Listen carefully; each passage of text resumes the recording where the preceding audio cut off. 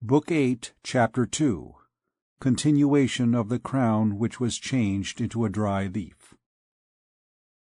After ascending and descending several steps in the corridors, which were so dark that they were lighted by lamps at midday, La Esmeralda, still surrounded by her lugubrious escort, was thrust by the police into a gloomy chamber.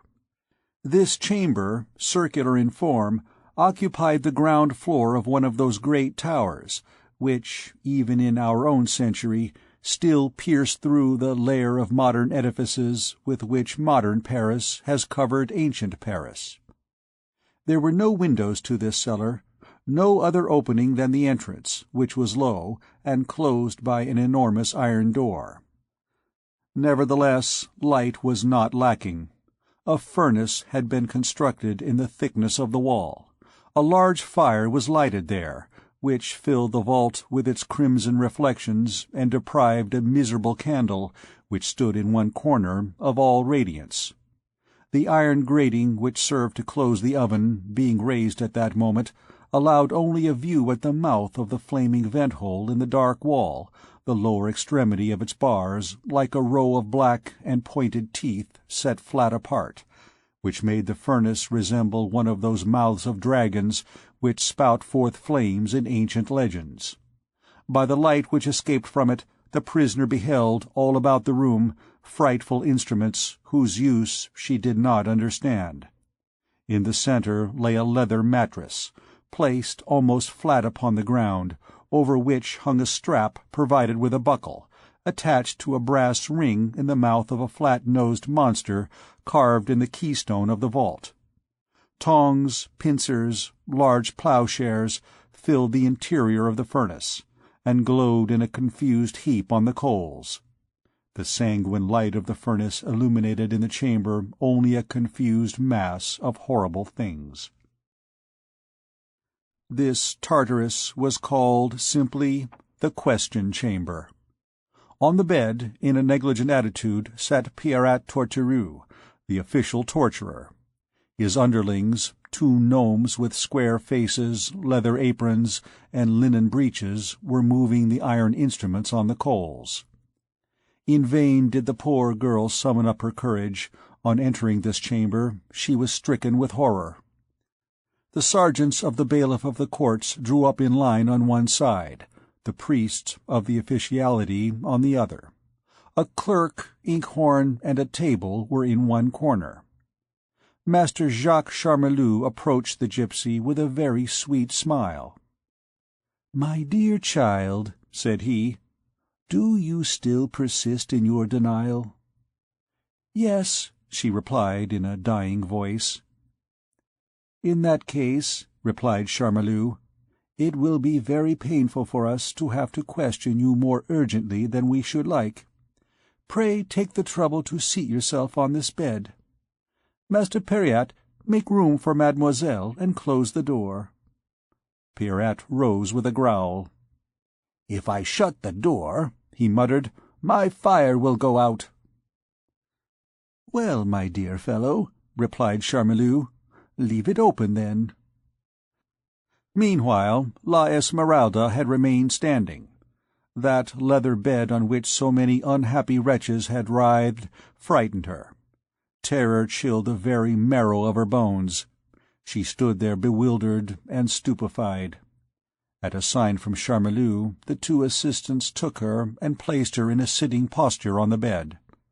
They did her no harm, but when these men touched her, when that leather touched her, she felt all her blood retreat to her heart.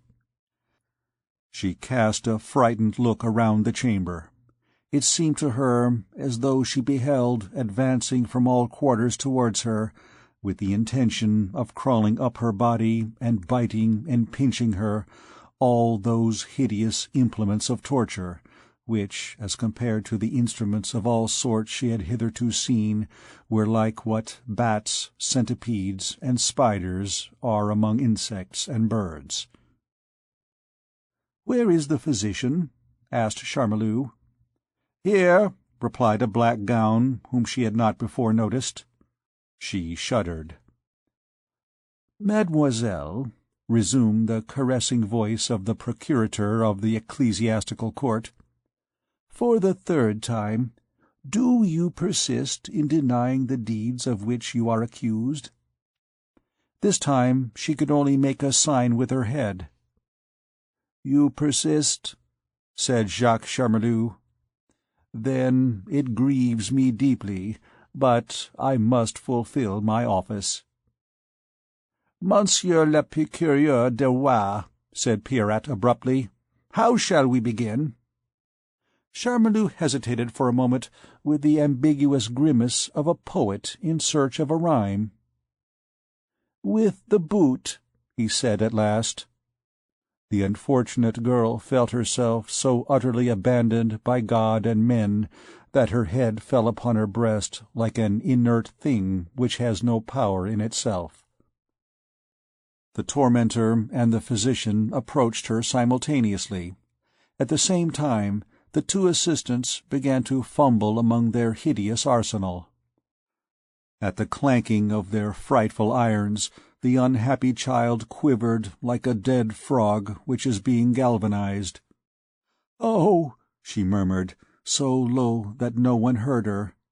"Oh, my Phoebus!" Then she fell back once more into her immobility and her marble silence. This spectacle would have rent any other heart than those of her judges. One would have pronounced her a poor sinful soul, being tortured by Satan beneath the scarlet wicket of hell. The miserable body which that frightful swarm of saws, wheels, and racks were about to clasp in their clutches, the being who was about to be manipulated by the harsh hands of executioners and pincers, was that gentle, white, fragile creature, a poor grain of millet which human justice was handing over to the terrible mills of torture to grind. Meanwhile, the callous hands of Pierrat Torterou's assistants had bared that charming leg, that tiny foot, which had so often amazed the passers-by with their delicacy and beauty in the squares of Paris. "'Tis a shame," muttered the tormentor, glancing at these graceful and delicate forms. Had the Archdeacon been present, he certainly would have recalled at that moment his symbol of the spider and the fly. Soon the unfortunate girl, through a mist which spread before her eyes, beheld the boot approach. She soon beheld her foot encased between iron plates disappear in the frightful apparatus. Then terror restored her strength. "Take that off!" she cried angrily, and drawing herself up, with her hair all dishevelled. "Mercy!" She darted from the bed to fling herself at the feet of the king's procurator, but her leg was fast in the heavy block of oak and iron, and she sank down upon the boot, more crushed than a bee with a lump of lead on its wing. At a sign from Charmelot, she was replaced on the bed, and two coarse hands adjusted to her delicate waist the strap which hung from the ceiling.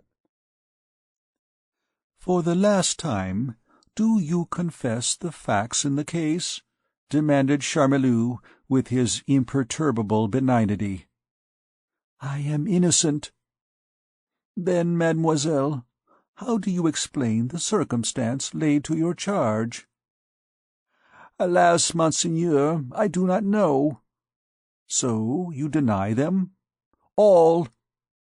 "Proceed," said Charmelot to Pierrat. Pierrat turned the handle of the screw-jack. The boot was contracted, and the unhappy girl uttered one of those horrible cries which have no orthography in any human language. "Stop," said Charmelot to Pierrat. "Do you confess?" he said to the gypsy. "All," cried the wretched girl. "I confess! I confess! Mercy!" She had not calculated her strength when she faced the torture. Poor child, whose life up to that time had been so joyous, so pleasant, so sweet, the first pain had conquered her. "Humanity forces me to tell you," remarked the king's procurator, "that in confessing it is death that you must expect." "I certainly hope so," she said, and she fell back upon the leather bed, dying, doubled up, allowing herself to hang suspended from the strap buckled round her waist. "Come, fair one, hold up a little," said Master Periat, raising her. "You have the air of the lamb of the golden fleece which hangs from Monsieur de Bourgogn's neck." Jacques Charmelot raised his voice. "Clerk, write. Young Bohemian maid, you confess your participation in the feasts, witches' sabbaths, and witchcrafts of hell, with ghosts, hags, and vampires? Answer." "Yes," she said, so low that her words were lost in her breathing.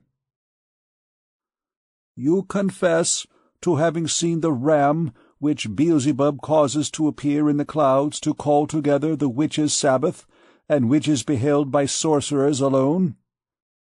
"Yes." "You confess to having adored the heads of Baphomet, those abominable idols of the Templars?" "Yes." "To having had habitual dealings with the devil, under the form of a goat familiar, joined with you in the suit?" "Yes." "Lastly, you avow and confess to having, with the aid of the demon and of the phantom vulgarly known as the Surly Monk, on the night of the 29th of March last, murdered and assassinated a captain named Phoebus de Chateaupay?" She raised her large, staring eyes to the magistrate, and replied, as though mechanically, without convulsion or agitation, "Yes." It was evident that everything within her was broken. "Right, clerk," said Charmelot, and addressing the torturers, "release the prisoners, and take her back to the court." When the prisoner had been unbooted, the procurator of the ecclesiastical court examined her foot, which was still swollen with pain. "Come," he said, "there's no great harm done. You shrieked in good season. You could still dance, my beauty." Then he turned to his acolytes of the officiality. "Behold justice enlightened at last. This is a solace, gentlemen. Mademoiselle will bear us witness that we have acted with all possible gentleness." End of Book 8, Chapter 2.